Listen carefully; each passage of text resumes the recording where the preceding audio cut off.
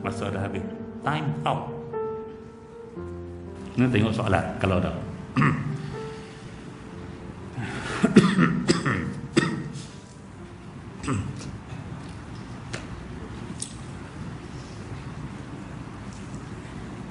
Ada sedikit kemuskilan.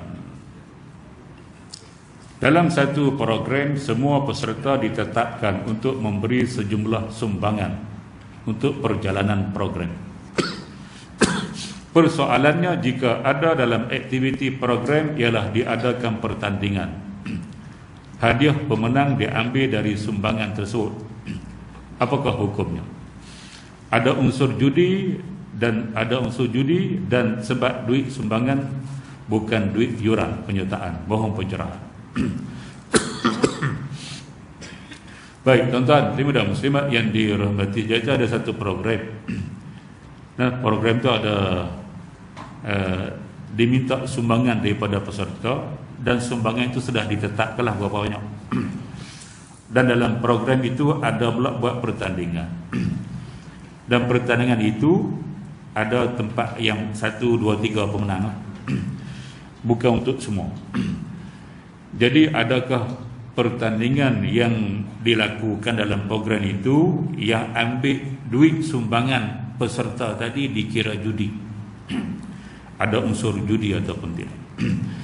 Baik, tuan-tuan dan muslimat yang dirahmati, kita tahu kalau satu program yang ada pendaftaran, contoh, bila kita nak masuk program tersebut, kita sebagai peserta kita kena daftar, contoh 100 contoh. Setiap peserta nak masuk mesti daftar 100. Kemudian adalah pertandingan. Pertandingan tadi diambil daripada duit pendaftaran peserta tu.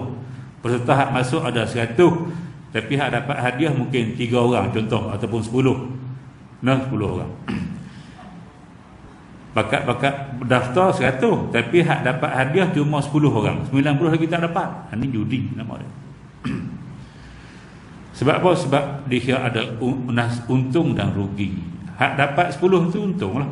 Hak 90 lagi tak dapat apa, rugi. Maka ini judi. Kalau daftar masuk RM100 program tadi, ada pertandingan, dan pertandingan jumlah hadiah pertandingan tadi tidak diambil daripada yuran pendaftaran peserta, tapi ada sponsor lain, itu tidak judi. Tidak terikat dengan duit pendaftaran tadi, dia ambil sponsor lain. Hak ni dia kata bukan duit pendaftaran, duit sumbangan, tapi sumbangan ditetapkan, contoh tetapkan seorang 100 sumbang, sama. Kalau dia siapa nak menyumbang berapa ringgit pun tak apa, itu tak apa. Hak ni ada bagi 10, ada bagi 50, ada bagi 100, hak tu tak apa, tidak tetap. Hak ni tetap dah 100 orang, sama dengan pendaftaran, trik saja. Nah, jadi hukum dia tetap ada unsur judi di situ. Tuan-tuan dan muslimat yang dirahmati sekalian.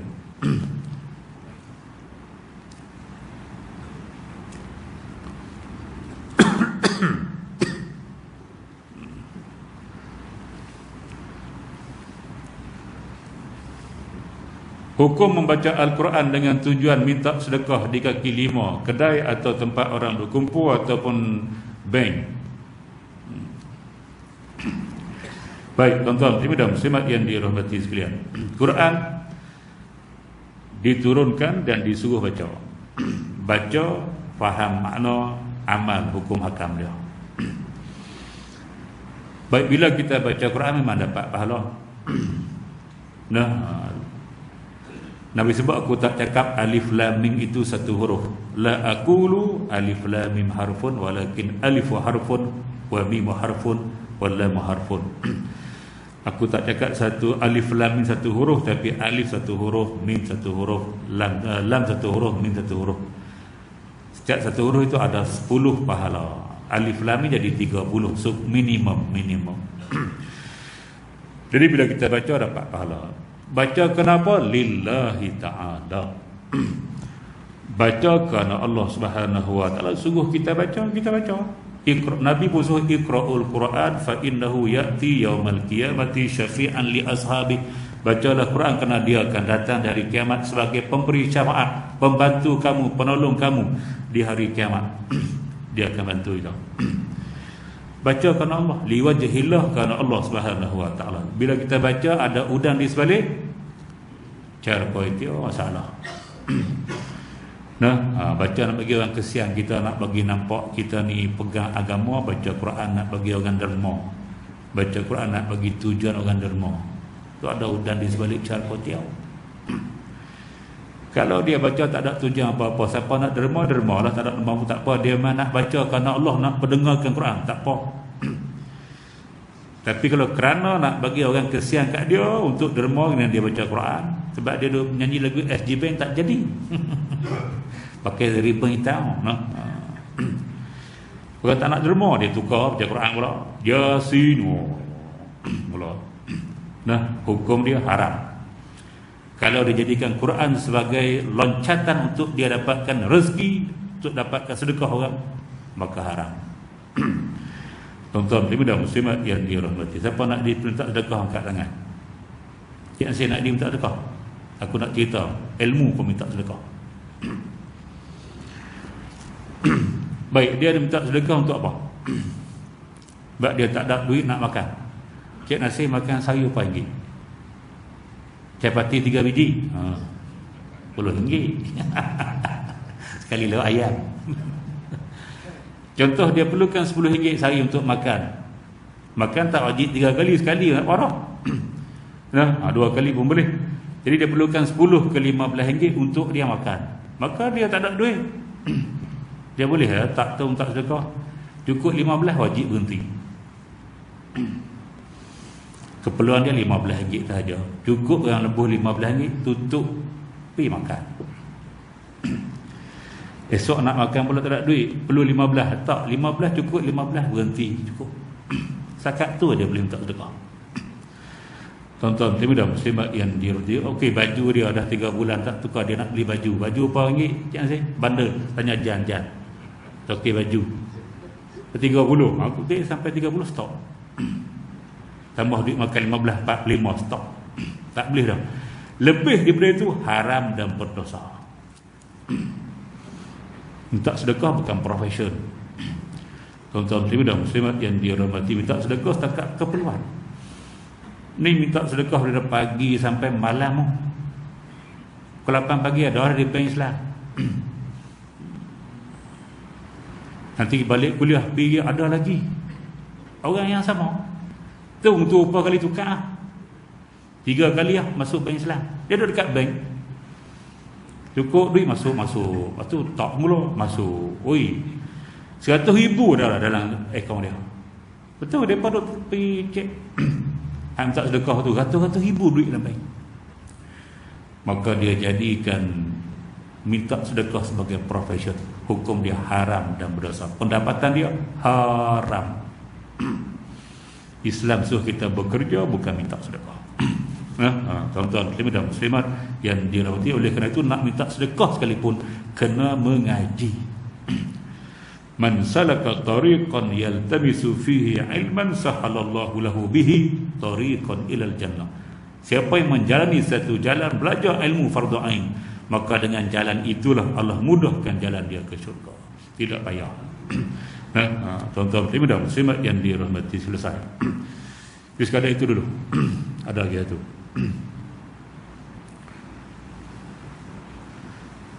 Apa hukum pergi buat umrah dengan berhutang apabila sampai sana meninggal? Baik, tuan-tuan dan muslimat yang dirahmati sekalian, umrah dengan haji. Bila pergi haji lah, kita mampu baru kita pergi. Kalau kita tak mampu, kita nak berhutang, boleh atau tidak? Boleh. Dengan syarat kita boleh membayar hutang itu. Mana kita berhutang dengan bank, contoh kita nak guna RM15,000, RM20,000, kita hutang dengan bank, bank luluskan hutang kita sebab kita mampu bayar. Dari segi slip gaji kita, berbanding hutang kita tak banyak, kita boleh bayar sebulan 300 contoh, bank luluskan. Maka kita mampu tu, kita mampu bayar. Tak ada masalah, hutang lah, pergi lah. Sampai sana mati tu cerita lain. Mati cerita lain. Cerita dia berhutang, dia mampu bayar. Kalau dia hutang, dia mampu bayar, boleh. Nak pergi umrah, dia nak guna RM10,000, dia hutang dengan bank rakyat juga contoh. Dan dia bagi slip gaji dia semua, pengesahan majikan dia semua, bank tengok Okey, lulus sebab dia mampu bayar. Maka dia ambil duit tu pergi umrah, mati sana, tak ada masalah. Tuan-tuan muslimat yang dirahmati sebab dia mampu bayar. Kalau tapi hutang dengan hutang dengan manusia, hutang dengan bank lah, bank Islam ataupun perbankan Islam yang tidak mengamalkan riba. Bila dia mati dia takaful akan cover dia punya hutang, selesai. Tak ada masalah.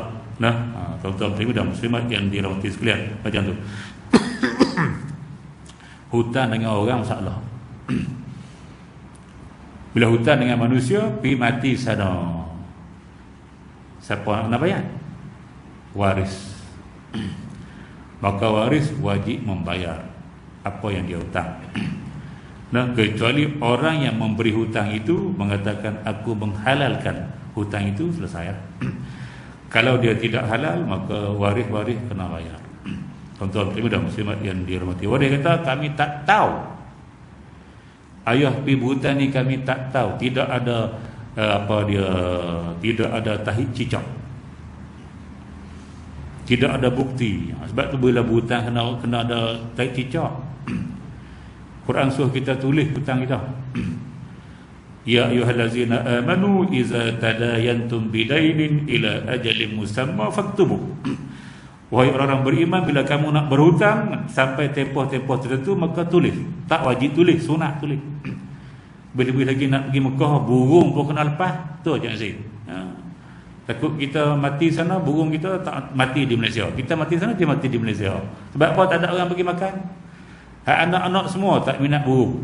Kita seorang minat burung, kita tinggal, mereka tak peduli pun. Habis mati habis. Nak bagi makan tak tahu bila, nak bagi ayak tak tahu bila, mati habis burung. Sebab tu lepas. Tuan-tuan, nah, ini kepala hutang dengan manusia. Beritahulah anak-anak, ayah hutang dengan fulan bin fulan, ni bukti dia. Nanti kalau jadi apa pada ayah di Mekah, kamu tolong bayar. Dulu ayah dah bayar yuran kamu ngaji. Tu.